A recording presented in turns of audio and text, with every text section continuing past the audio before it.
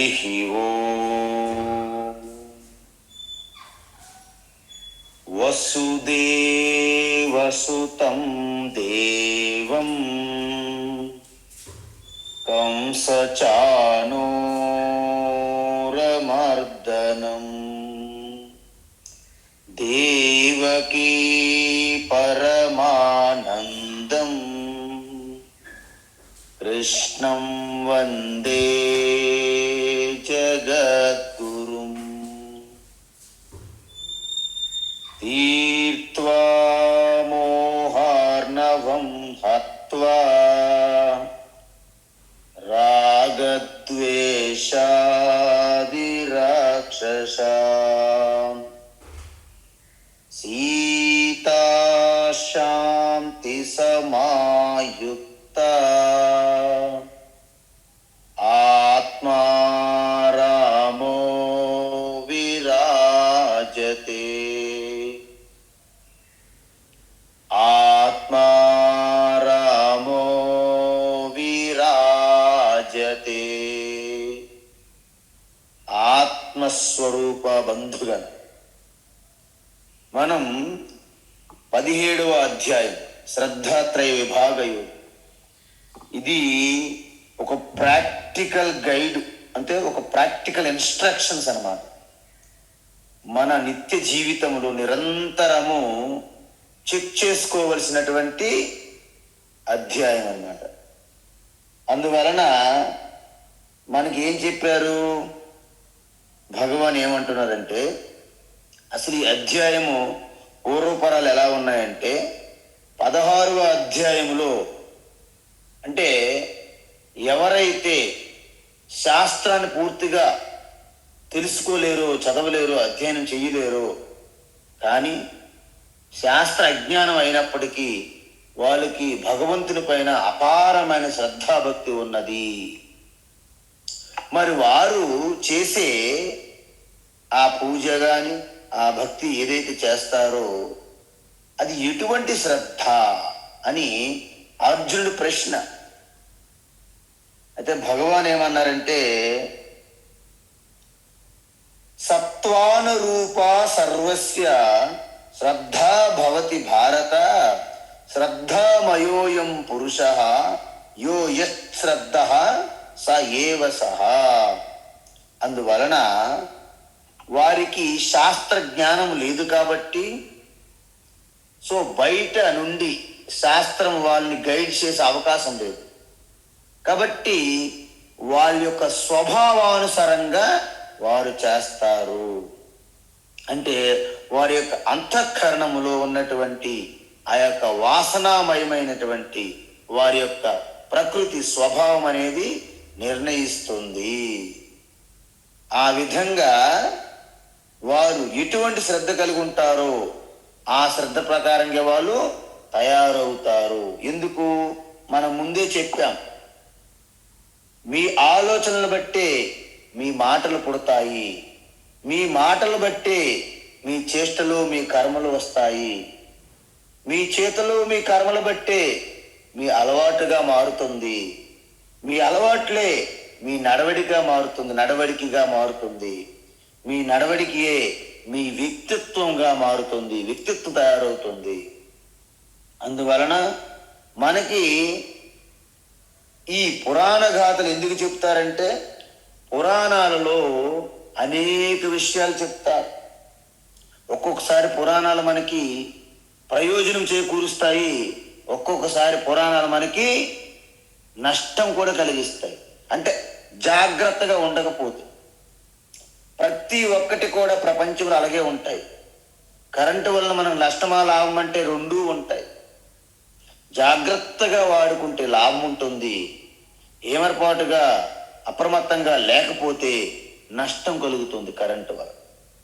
పురాణాలు కూడా అలాగే ఉంటాయి. అందువలన ఇక్కడ భగవాన్ ఏమంటున్నారంటే, మనం చిన్నప్పుడు అంటే స్టార్టింగ్ వచ్చినటువంటి ఆలోచనల్లోనే మనం అలర్ట్గా ఉండి చక్కదిద్దుకోకపోతే అవి చివరికి మీ వ్యక్తిత్వంగా మారిపోయి, అలవాట్లు వ్యసనంగా మారిపోయి, ఆ తర్వాత మీరు ఎంత ప్రయత్నించినా మీరు వాటిని సెటరైట్ చేయలేరని చెప్తున్నారు.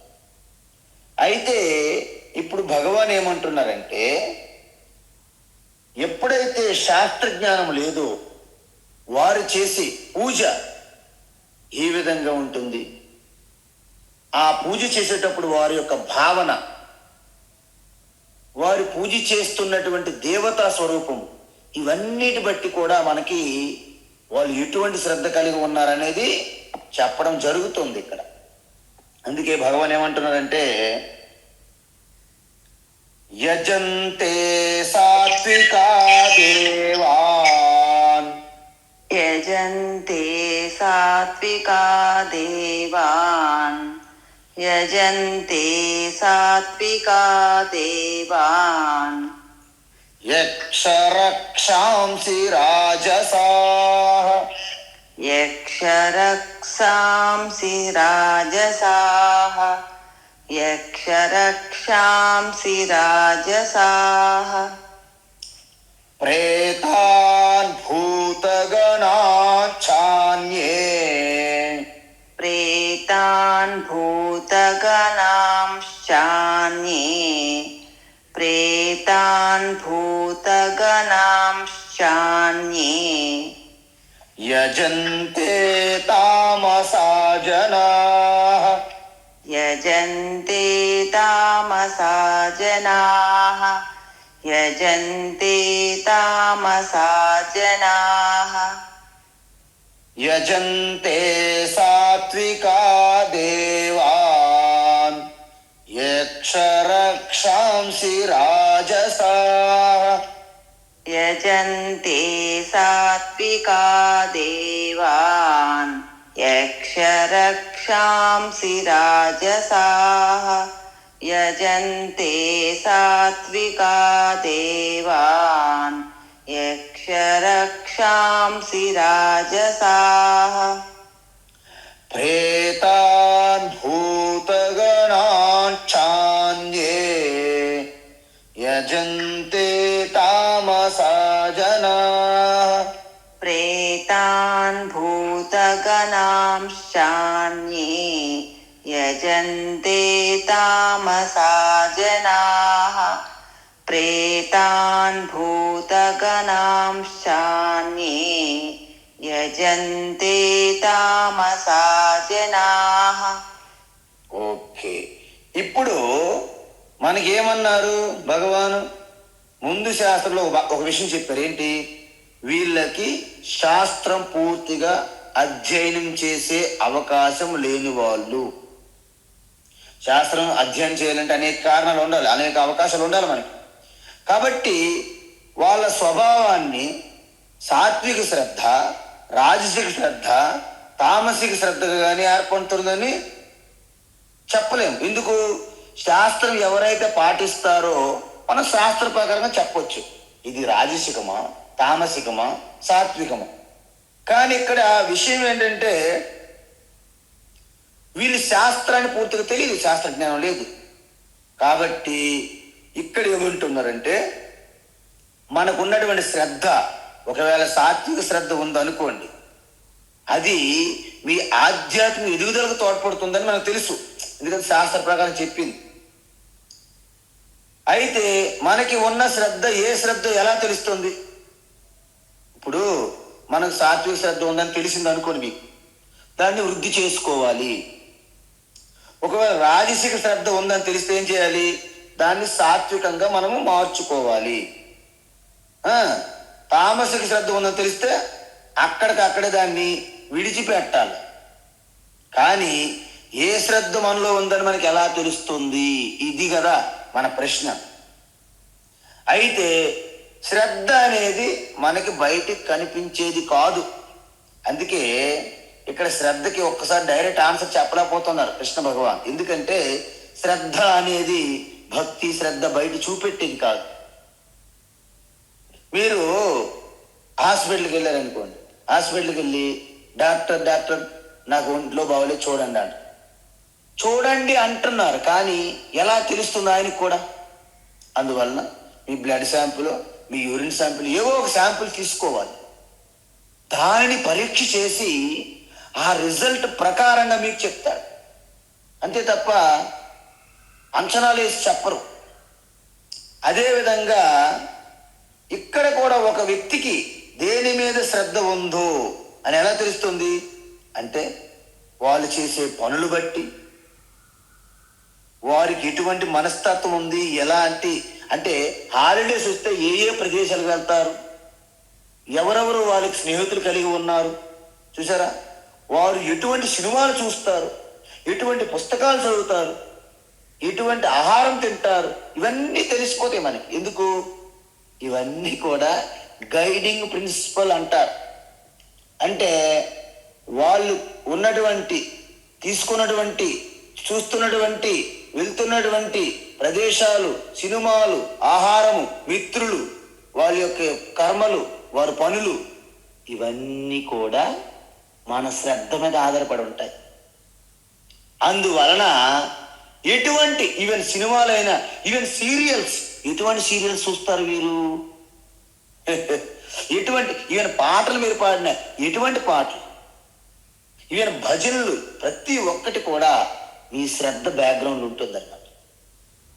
అందువలనే మనకేమంటారంటే కొంతమంది పెద్దవాళ్ళు, నువ్వు ఎవరవో చెప్పాలంటే నీకున్నటువంటి ఒక ఇద్దరు స్నేహితుల పేర్లు చెప్పు, ఇద్దరు స్నేహితులు చూపెట్టి మాకు, నువ్వెవరవో చెప్తామంటారు.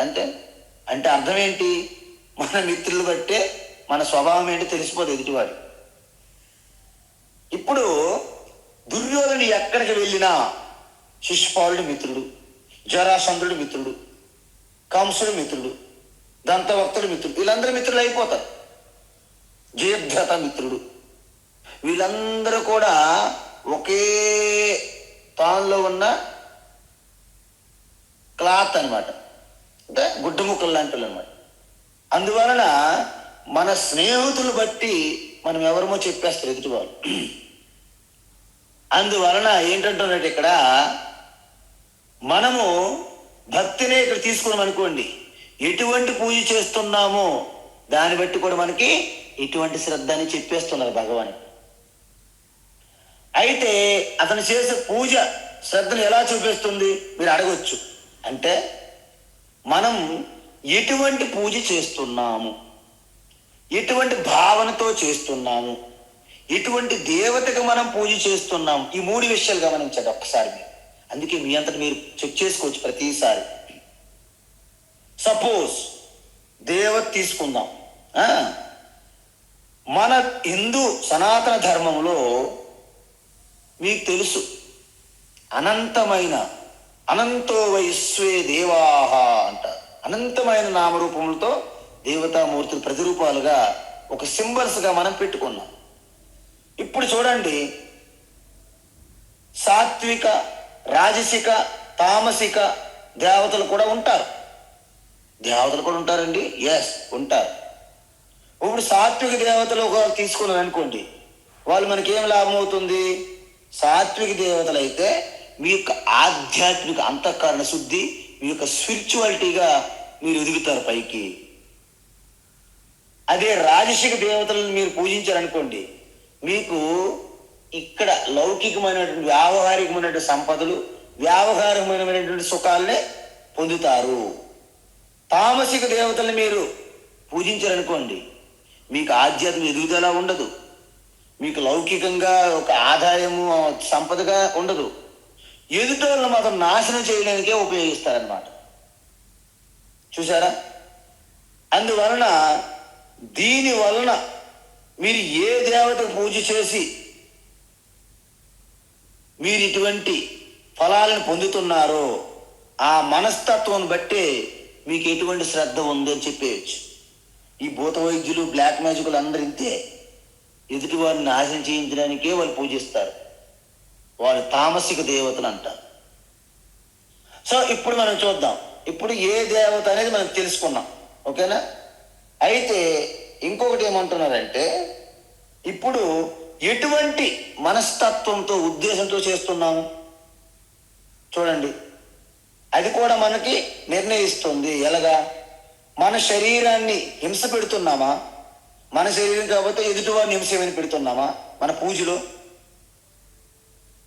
అలా చేస్తే దాన్ని తామసిక పూజ అంటారు. అదేవిధంగా అంగులు, ఆర్భాటాలు, దంభము, దర్పము, గర్వము ఇవన్నీ ప్రకటించుకోవడానికి ఏమైనా మీరు చేస్తున్నారా? అయితే దాన్ని రాజసిక పూజ అంటారు. అలా కాకుండా కేవలము ఒక మానసికంగా, మౌనాత్మకంగా, శాంతంగా, ప్రశాంతంగా ఏంటి అంటే కేవలము మానసికంగా మీ యొక్క ఆ భావనల కోసం, అంతఃకరణ శుద్ధి కోసం మీరు చేసే సాత్వికంగా చేసే పూజని సాత్విక పూజ అంటారు. అంటే మీరు చూడండి, తామసిక పూజలో ఎక్కువ కింద మీద పడిపోయి శరీరాన్ని, మన శరీరాన్ని మనం హింసిస్తాము, లేకపోతే ఎదుటివారి శరీరాన్ని హింసిస్తాము. అంటే కాయికంగా పూర్తిగా 199% శరీరముతో చేసే కర్మని తామసిక పూజ, తామసిక శ్రద్ధ అంటారు. వాచికముతో లౌడ్ స్పీకర్లు పెట్టి దంభము, దర్పము, ఆర్భాటము, అంగులు అన్ని ప్రకటించుకొని చేస్తున్నది అది రాజసిక పూజ. శాంతంగా ఒక జపము, ఒక ధ్యానము, మానసికంగా ప్రశాంతంగా మౌనాత్మమైనటువంటి ఈ పూజలకు చేస్తుంటే అవి సాత్విక పూజ అని చెప్పారు. ఇది ఈ ప్రకారంగా చేసే వాటిని 3 రకాలుగా మనము తెలుసుకోవచ్చు. అయితే చేస్తున్నప్పుడు మనలో ఉన్నటువంటి కోరిక బట్టి కూడా, మన ఉద్దేశం బట్టి కూడా 3 రకాలుగా శ్రద్ధ ఉంటుంది. ఏమిటి అంటే మన ఆధ్యాత్మిక ఎదుగుదల కోసం, అంటే నాలో ఉన్నటువంటి కల్మషాలు, నాలో ఉన్న పాపాలు ఇవి పోవాలి అని మీరు చేసే ఉద్దేశంతో మీరు ఒకవేళ చేస్తే దాన్ని సాత్విక పూజ అంటారు.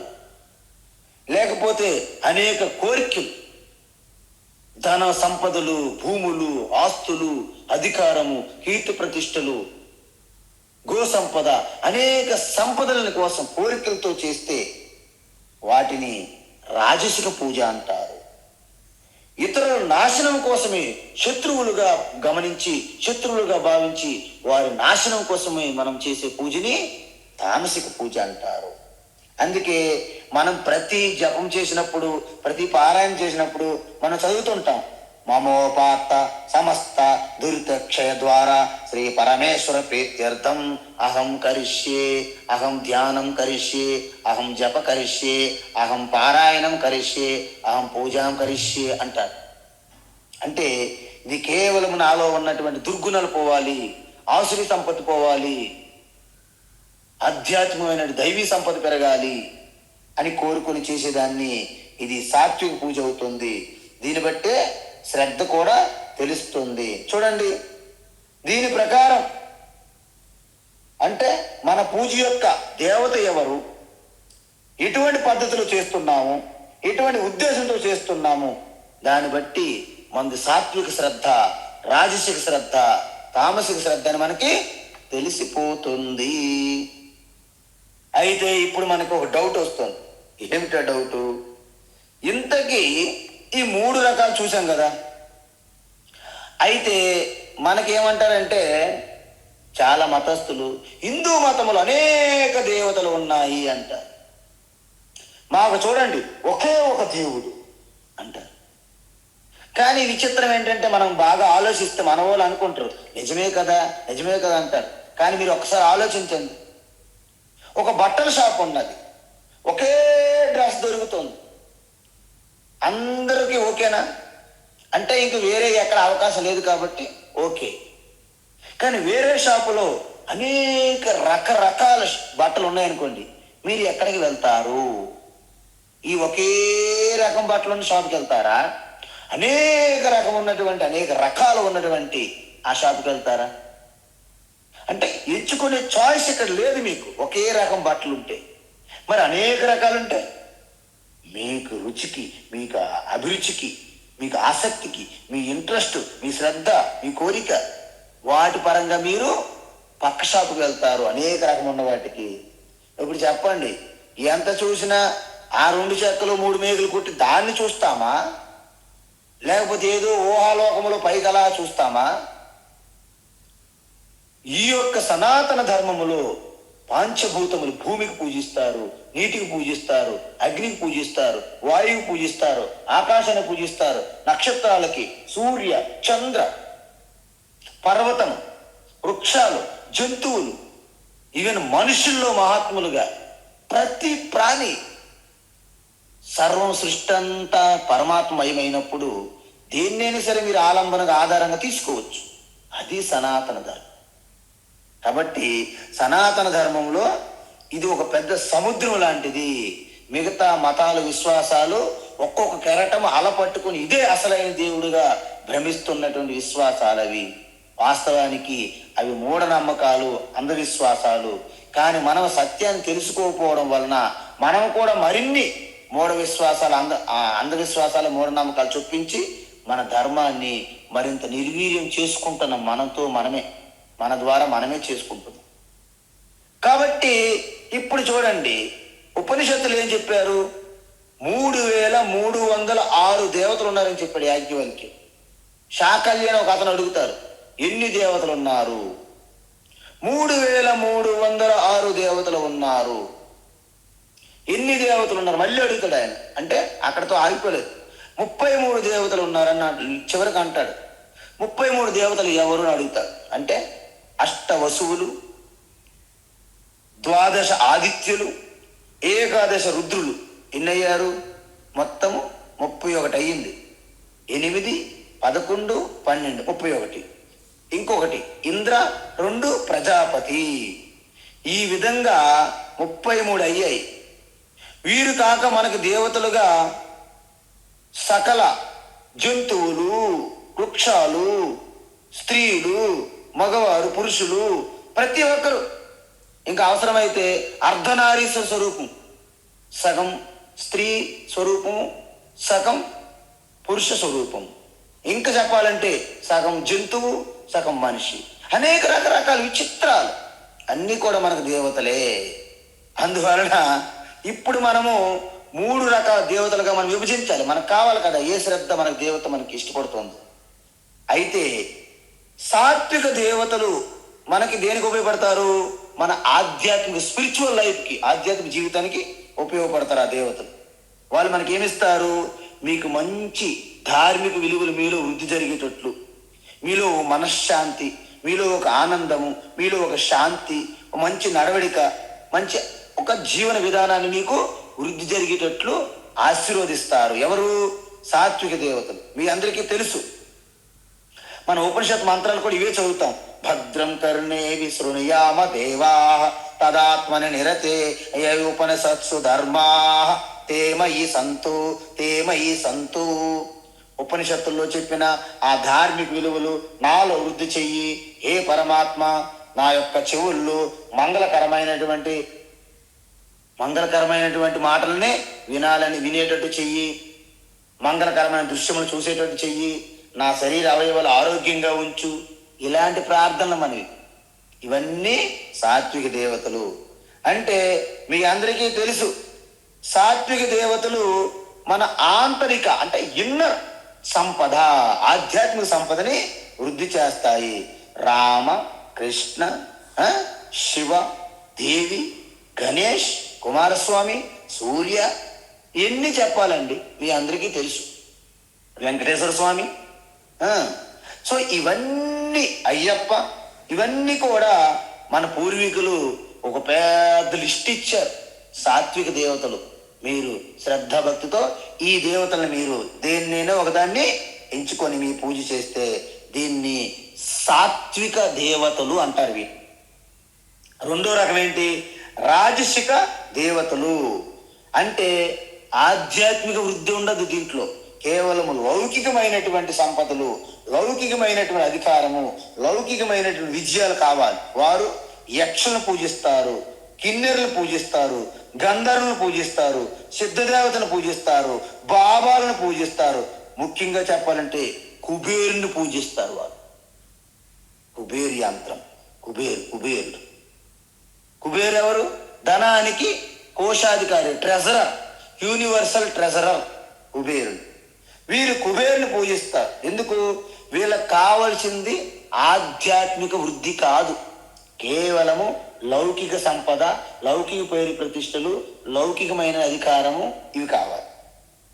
అందుకే ఒక్కొక్కసారి మనం ఎక్కడికి వెళ్తే ఈ లౌకికంగా పడిపోయి అసలైన దేవీ దేవతలు మనం విడిచిపెట్టేస్తాం.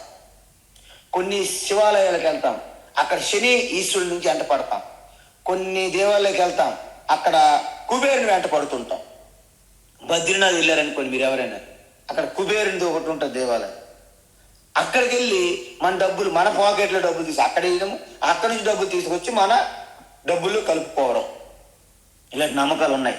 అంటే వీళ్ళందరూ దేని చూడండి, వీళ్ళు ఆధ్యాత్మిక వృద్ధి కోసం, మనశ్శాంతి కోసం, అంతకన్నా శుద్ధి కోసం వీళ్ళు చేయట్లేదు. వీళ్ళకి కావలసిన ధనము, వీళ్ళకి కావలసిన డబ్బు, వీళ్ళకి కావలసిన అధికారము, వీళ్ళకి కావలసిన పేరు ప్రతిష్టలు, ఇవి కావాలి వీళ్ళకి. సో వీళ్ళు రాజసిక శ్రద్ధ అని తెలిసిపోతుంది మనకి. ఇక మూడో రకం ఎవరు? తామసిక దేవతలు. భూత, ప్రేత, పిచాచ, శాకిని, టాకిని, శంకిని, లంకిని, కంకిని, ఎన్ని ఉన్నాయో. రావణాసురుడు చుట్టూ ఉన్న సైన్యం అంతా వీళ్ళే. అందువలన వీళ్ళు అనేక రకమైనటువంటి బ్లాక్ మ్యాజిక్ పీపుల్ అనమాట. భూత వైద్యులు అంటారు. భూత వైద్యుల దగ్గరికి వెళ్ళండి, రచ్చ కట్టండి, తాయితు కట్టండి, పొగేయండి, ఇవన్నీ విభూతి నోట్లో వేసుకోండి, ఇవన్నీ ఉంటాయి మనకి. అందువలన ఈ భూత పిశాచులని పారద్రోలు భూత వైద్యులు ఉంటారు కదా, వీళ్ళందరూ కూడా పూజించే దేవతలు తామసిక దేవతలు అంటారు. వీళ్ళు ఎక్కడ చేస్తారు? వీళ్ళేమో శవాల మీద చేస్తారు, ఆ కపాలాలు కట్టుకొని చేస్తారు, శ్మశానాలకు వెళ్తారు, అర్ధరాత్రి పూజలు చేస్తారు, అనేక రకమైన చేష్టలు చేస్తారు వీళ్ళు. అందువలన వీళ్ళ శ్రద్ధ ఆధ్యాత్మిక వృద్ధి లేదు, లౌకిక విజయాలు ఉండవు, శత్రువులు ఇతరులకు నాశనం చేయడమే వీళ్ళ యొక్క లక్ష్యం. ఇప్పుడు చెప్పండి, సాత్వికాహ దేవా యజంతే. అందువలన ఎవరైతే సాత్విక శ్రద్ధ ఉంటుందో వాళ్ళు సాత్విక దేవతలైనటువంటి అన్నపూర్ణే, సదాపూర్ణే, శంకర ప్రాణవల్లభే, జ్ఞాన వైరాగ్య సిద్ధ్యర్థం భిక్షాదేహి చ పార్వతీ, మాతా చ పార్వతీ దేవి, పితా దేవో మహేశ్వర. చూసారా, ఇలాంటి భోజనాలు మనము చేస్తాము. అందువలన అప్పుడు మనకి ఏంటి కోరుకుంటున్నాము? మనకి జ్ఞానము వైరాగ్యం కోరుకుంటున్నాం. దేనికోసము? మోక్షం కోసం. జ్ఞాన వైరాగ్యం కోసం ఏం కావాలి? భిక్ష. వాటి కోసం భిక్ష కావాలి. అందుకే మీ అందరికీ మరొకసారి చెప్తున్నా, ఏంటి, ఇలాంటి దేవతలకు ఎవరైతే పూజ చేస్తారో వారిలో దైవి దేవతలకు ఉన్నటువంటి గుణాలు ఏర్పడతాయి. అమానిత్వమదం విత్వం, అహింస, శాంతిరార్జవం, అభయం, సత్వ సంశుద్ధి, జ్ఞానయోగ వ్యవస్థితి, దానం, దమచ్చ, యజ్ఞశ్చ. ఇవన్నీ దైవీ సంపద వృద్ధి జరుగుతుంది మీకు. లేకపోతే సపోజ్ మీరు రాజసిక దేవతలు, ఎవరు? యక్షులు, గంధర్వులు, కిన్నెరులు, కింపురుషులు, కుబేరాది, వీళ్ళందరూ కూడా రాజసిక దేవతలు. ఏం చేయాలి? ఈ రాజసిక ప్రవృత్తి ఉన్న వారికి దైవ చింతన ఉంటుంది, వాళ్ళు కూడా మంచి ఉపాసకులే. కానీ వాళ్ళకి కావాల్సింది ఆధ్యాత్మిక వృద్ధి కాదు, లౌకిక విజయాలు కావాలి సమాజంలో. వాళ్ళు గొప్ప సంకల్పం చేస్తారు, వాళ్ళు గొప్ప ఉపాసకులు, వాళ్ళు ఏమి కోరుకుంటే వాళ్ళు సిద్ధిస్తుంది. ఇలాంటి విజయాలు వస్తాయి వాళ్ళకి. అంటే వీళ్ళు దైవ చింతనని రెండు విధాలుగా ఉపయోగిస్తారు. ఎలాగా? లౌకిక విజయాల కోసమే ఉపయోగిస్తారు. వీళ్ళు గొప్ప భక్తులే, కాదనట్లేదు. కానీ వీళ్ళ భక్తి అంతా కూడా లౌకిక పరంగా విజయాలు, కీర్తి ప్రతిష్టలకి వాడుతారు తప్ప ఆధ్యాత్మిక విధులకి ఉండదు. అందువలన వీళ్ళని రాజసిక శ్రద్ధ అంటారు. ఇక చివరిదిగా మీకు చెప్పాలా, తామసిక ప్రవృత్తి ఉన్నవారు అన్య దేవతలు. అంటే ఇక్కడ అన్యే తామసా జనా. అన్య అంటే తామసిక దేవతలు. ఎవరు వాళ్ళు? భూత, ప్రేత, అన్ని ఈ దెయ్యాలు, భూతాలు అన్నీ ఉంటాయి కదా మీరు అంటారు. సో భూతగణ అంటే దెయ్యాలని, శాకిని, డాకిని వీళ్ళన్నిటిని పూజిస్తాయి. వాళ్ళన్నింటినీ హనుమంతుడు ఏం చేస్తాడు? నేలకేసి కొడతాడు. వాళ్ళని వీళ్ళు పూజిస్తారు. అంటే ఎవరినైతే, ఏ దేవతలనైతే హనుమంతుడు నేలకేసి కొడతారు, హనుమంతుడి పేరు చెప్తే పారిపోతారు, వాళ్ళని పూజిస్తారు. వీళ్ళు ఎందుకు? వీళ్ళకి సైన్యం కావాలి, రావణాసురుడు సైన్యం లాగా. ఇతరులను హింసించాలి, ఇతరులను నాశనం చేయడానికి ఈ బ్లాక్ మ్యాజిక్ పీపుల్ అందరూ కూడా ఈ తామసిక దేవతలు పూజ చేసిన వాళ్ళే. అందువలన తామసిక శ్రద్ధ ఉన్నట్లు మనకి తెలిసిపోతుంది. ఎలాగా? వాళ్ళు చేస్తున్న పూజా విధానము, వాళ్ళు చేస్తున్న దేవీ దేవతలు, వాళ్ళు అర్ధరాత్రి చేస్తారు, శ్మశానాల్లో చేస్తారు, అనేక రకం చేస్తారు. ఈ బ్లాక్ మ్యాజిక్ చేసేవాళ్ళు అనేక చేష్టలు, మండలం రోజులు ఒక ఆవు చుట్టూ ప్రదక్షిణ చేస్తూ, ఒక అర్ధరాత్రి సమయంలో ఆవు పేడను కూడా తింటూ అనేక రకాల చేష్టలు చేస్తారు. వీళ్ళకి ఒక బ్లాక్ మ్యాజిక్, ఒక శక్తి, అదృశ్య శక్తి వీళ్ళకి వశమవుతుంది. దాని ద్వారా ఇతరులను వశపరుచుకోవడానికి, ఇతరులను హింసించడానికి, శత్రువులను నాశనం చేయడానికని వాడుతుంటారు. వీళ్ళంతా మాయావి, ఇంద్రజాలకు, మంత్రజాలకు, భూత వైద్యులుగా చలామణి అవుతుంటారు. వాళ్ళకి ఎక్కువ డిమాండ్, జనమంతా అక్కడికే పోతారు. ఎందుకంటే మన మనస్సు, మన బుద్ధి అంతా ఈ బోల్ట్లు లూజ్ అయిపోయినట్టు ఉంటాయి మనకి. వాళ్ళందరూ కూడా తొందరగా మనకి శీఘ్రంగా, తత్కాలుగా మనకి పరిష్కారం అని వాళ్ళకి ఎక్కువ లైన్ కడతారు జనం. దాన్నే భగవాన్ ఇంకా కొనసాగిస్తున్నారు. ఏమిటి? అశాస్త్ర విహితం ఘోరం, అశాస్త్ర విహితం ఘోరం, అశాస్త్ర విహితం ఘోరం, తప్యంతే ఏ తపోజనా, తప్యంతే ఏ తపోజనాః, తప్యంతే ఏ తపోజనాః, దంభాహంకార సంయుక్తా, దంభాహంకార సంయుక్తాః, దంభాహంకార సంయుక్తాః, కామరాగ బలాన్వితాః, కామరాగ బలాన్వితాః, కామరాగ బలాన్వితాః,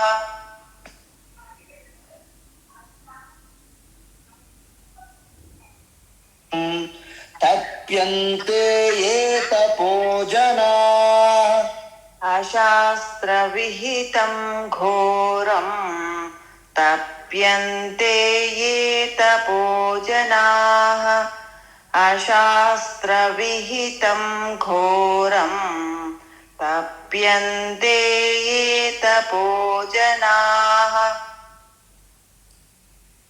దంభాహంకార సంయుక్తాః, కామరాగ బలాన్వితాః, దంభాహంకార సంయుక్తాః, కామరాగ బలాన్వితాః, దంభాహంకార సంయుక్తాః, కామరాగ బలాన్వితాః. ఇప్పుడు ఈ 5వ శ్లోకము 6వ శ్లోకము రెండు కలిపి ఏం చెప్తాయంటే వరుసగా ఈ రాజసిక, ఈ తామసిక పూజలు చేసే పద్ధతి, వాళ్ళు ఎటువంటి పద్ధతులు చేస్తారు, ఎటువంటి భావనలు, ఉద్దేశం కలిగి ఉంటారు, ఈ రెండింటిని కలిపి చెప్తున్నారు. ఎందుకు? మనం చూసే పూజ చేసే విధానము, మన ఉద్దేశం రెండు కలిపే ఉంటాయి, విడదీయడం. అందువలన అశాస్త్ర విహితం, చూసారా? రాజసిక, తామసిక పూజలు ఎవరైతే చేస్తారో వారి యొక్క విధి విధానాలు, నియమాలు శాస్త్రంలో ఉండవు.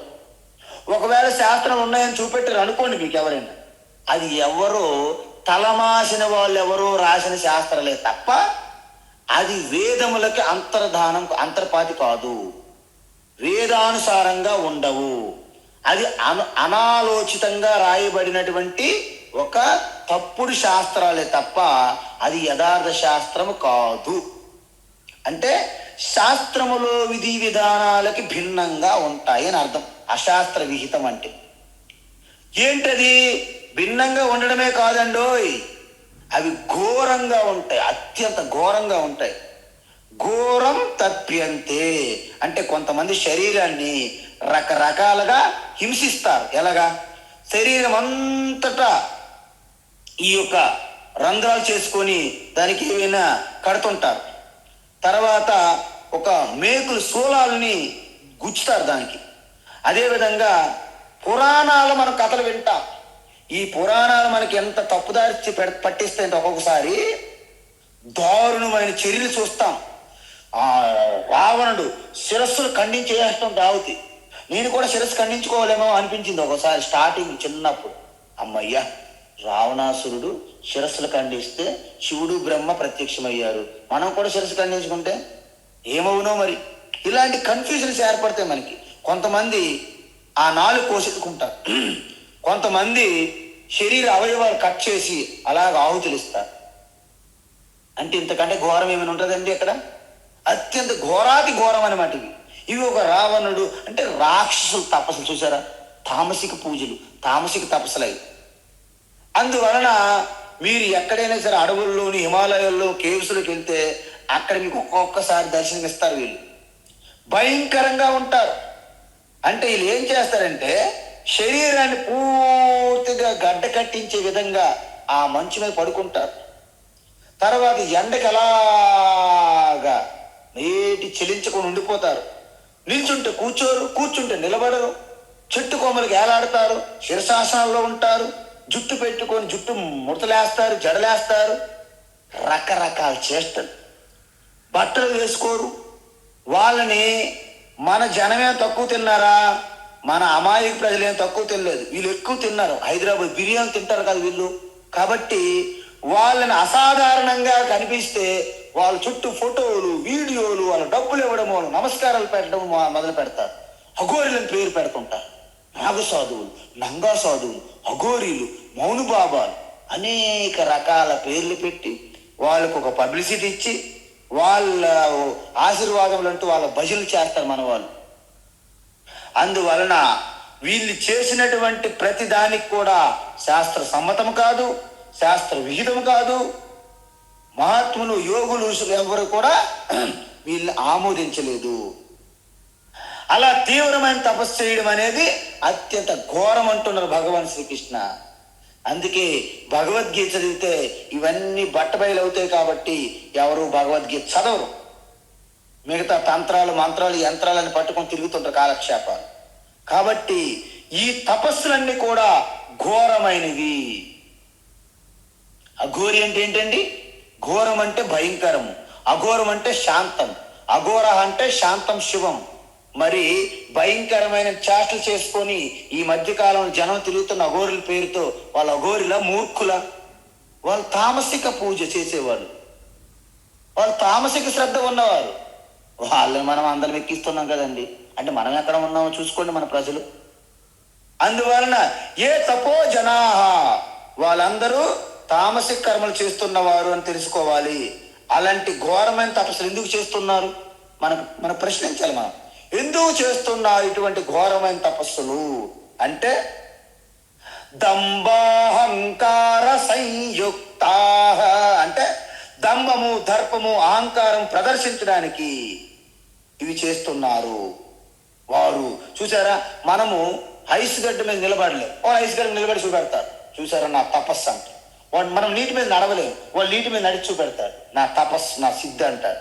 మనం గాల్లో ఎక్కువ టైం ఉండలేము, గాల్లో వాడు గాల్లో ఎగురుతూ ఉంటాడు. చూసావా నా తపస్సు అంటాడు. ఇదంతా దేనికోసం? నేను భూమి లోపల నాకు ఒక గొయ్యి తీసి లోపల పెట్టి కప్పండి, నేను ఉంటాను అంటాడు. ఎందుకండి అంటే ఆ గర్వము, అహంకారము, దర్పము, దంభము ప్రదర్శించడానికే అంట. ఎందుకు చేస్తున్నారు వీళ్ళు? మోక్షం కోసం కాదండి. కామరాగ బలాన్వితాః, ఎంతసేపు ప్రాపంచిక పేరు ప్రతిష్టల కోసమే ఆరాటపడుతుంటారు. ఆ ధన సంపద, ఐశ్వర్యాల కోసము, ప్రాపంచిక కోరికలు తీర్చుకోవడం కోసము. అంటే మనకి కామము అంటే కోరిక, రాగం అంటే బంధము, బలం అంటే దర్పము, అధికారము. అంటే మనం చూసాం ఈ పురాణాల్లో అత్యంత ఘోరమైన తపస్సు రాక్షసులందరూ కూడా ఈ తామసిక తపస్సులు ఇప్పుడు మీకు అర్థం అవ్వాలి. అది కూడా ఎలాగా, ఎన్ని సంవత్సరాలు చేసి చేసి చేసి ఆ పీనుగులాగా అయిపోయిన వాళ్ళు బ్రహ్మో శివో విష్ణు ఎవరు దర్శనమిస్తారు. ఏమడుగుతారు? ఏం కోరుతారు చెప్పండి మీరు? నాకు అమృతత్వం అంటే మరణం లేకుండా చెయ్యి అంటారు. అది అసాధ్యం అంటారు ఈశ్వరు. అది ఇంకేం కోరుకుంటాం? 100 కోరికలు కోరుతారు ఇక తప్పించుకోనికి, ఏదో ఒక మాయ చేయాలని. హిరణ్యాక్షుడు, హిరణ్యకశిపుడు, రావణుడు వీళ్ళందరూ అదే కదా, తారకాసుడు వీళ్ళందరూ అవే కోరికలు. అందువలన ఈశ్వరుడు ఏం చేస్తాడు? ప్లాన్ వేసుకుంటాడు. ఓహో వీడిని ఇలాగ చెయ్యాలి, తథాస్తు అని అంతర్ధానం అయిపోతుంది. అప్పుడు ఏం చేస్తాడు? ఇక ఈశ్వరుడు ఇచ్చిన వరముతో రెచ్చిపోయి ఆ వరముతోనే మిగతా ప్రజల్ని, మనుషుల్ని, అన్ని లోకాలని చిత్రహింసలు పెడతారు. అందువలన ఇమ్మీడియట్లీగా మన పురాణాలు ఏం చేస్తాము?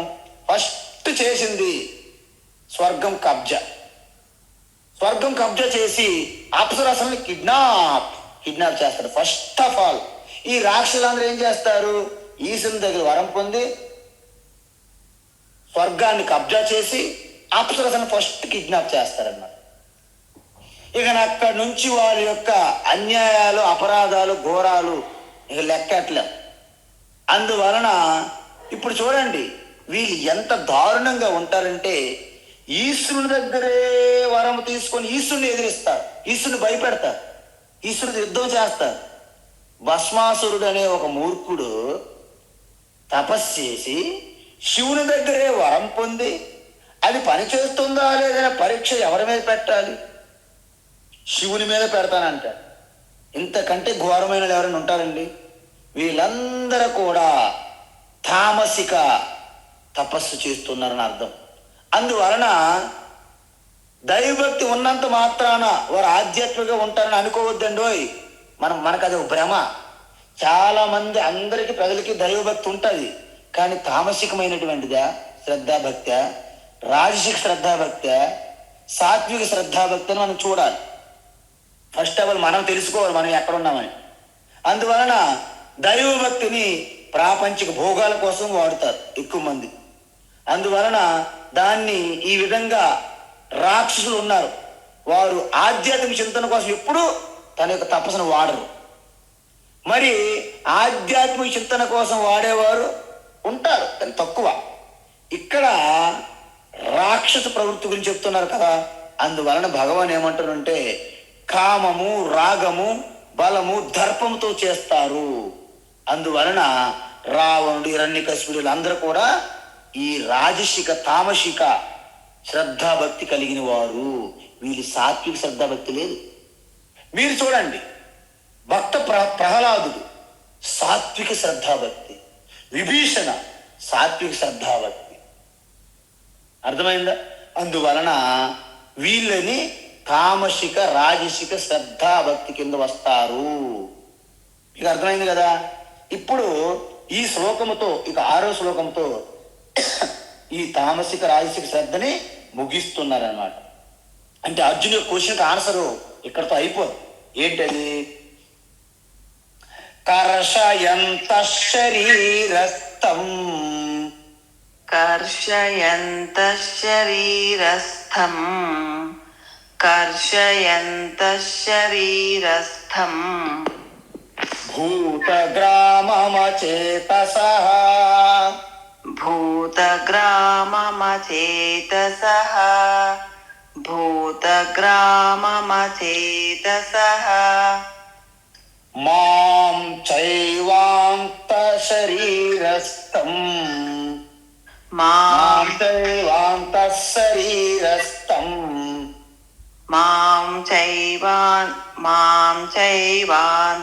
శరీరస్థం మాం చైవాంతః శరీరస్థం తాన్ విద్యాసుర నిశ్చయాన్ తాన్ విద్యాసుర నిశ్చయాన్ తాన్ విద్యాసుర నిశ్చయాన్ కర్షయంత శరీరస్థం భూతగ్రామమచేతసః కర్షయంతః శరీరస్థం భూతగ్రామమచేతసః కర్షయంతః శరీరస్థం భూతగ్రామమచేతసః మాం చైవాంతః శరీరస్థం తాన్ విద్యాసుర నిశ్చయాన్. మాం చైవాంతః శరీరస్థం తాన్ విద్యాసుర నిశ్చయాన్. మాం చైవాంతః శరీరస్థం తాన్ విద్యాసుర నిశ్చయాన్. ఈ శ్లోకముతో ఈ తామసిక రాజసిక శ్రద్ధ కలిగి ఉన్న ప్రవృత్తి గురించి ఇక్కడ కొనసాగింపు అనమాట. ఈ శ్లోకంలో ఏంటి? శరీరాన్ని భయంకరంగా హింసిస్తారండి. కర్షయంతః. ఎందుకు? తీవ్రమైన ఉపవాసం ఒకసారి చెయ్యండి రా బాబు అంటే అసలు ఉపవాసాలు.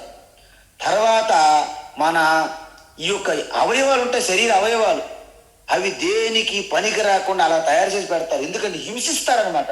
శరీరాన్ని హింసించడమే తపస్సుగా ప్రకటిస్తారు బయటికి. అందువలన మీకు శరీరాన్ని హింసించే అధికారం లేదు మనకు నిజంగా. ఎందుకంటే శరీరం అనేది భగవంతుడు ఈశ్వరుడు మనకి ఒక బహుమతిగా ఇచ్చారు. దాన్ని అలాగ పూజించుకొని ఈ పెయింటింగ్లు, ఏషియన్ పెయింటింగ్లు వేసుకొని రుద్దుకొని అలా చేయడము తప్పే. దాన్ని నిర్లక్ష్యం చేయడము తప్పే. అందువలన దాన్ని ఎంతవరకు చూడాలో అంతవరకే చూడాలి శరీరాన్ని.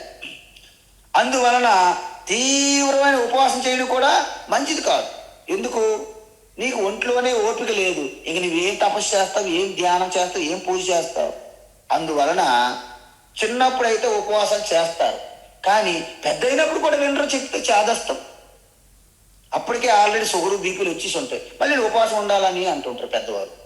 అక్కర్లేదు. మీరు ఎంతవరకు అయితే శరీరానికి మీకు సహకరిస్తుందో శరీరాన్ని కూడా ఒక ఆవు, ఒక కారు ఎలాగైతే మనం చూసుకుంటున్నామో దాన్ని చక్కగా పనిచేసే విధంగా ఆ విధంగా చూసుకోవాలి శరీరాన్ని కూడా. అందువలన మీ ఉపవాసం పేరును కానీ మీ శరీరాన్ని హింస పెట్టకూడదు. ఇంతకీ అది ఏ పూజలోకి వస్తుంది, ఏ సాధనలోకి వస్తుందంటే, ఏ పూజ అయినా తపస్సు అయినా వ్రతమైనా శరీరాన్ని నాశనం చేయమని ఎక్కడ శాస్త్రం చెప్పదు. శరీరాన్ని హింస పెట్టండి అని శాస్త్రం ఎక్కడ చెప్పదు. మరి మన వాళ్ళు ఏం చెప్తున్నారు? ఏదో ఉపవాసం ఉండండి మంచిదని చెప్తే నువ్వు భయంకరమైన ఉపవాసములతో శరీరాన్ని కుషింపు చేస్తున్నావు. అది తప్పు. ఎందుకు చెప్పారు ఉపవాసము? నీ ఆరోగ్యం కుదిరిపడుతుంది, నీ మనస్సులో ఒక ధైర్యం నింపుతుంది. అందుకోసము ఏకాదశి ఉపవాసం అన్నారు.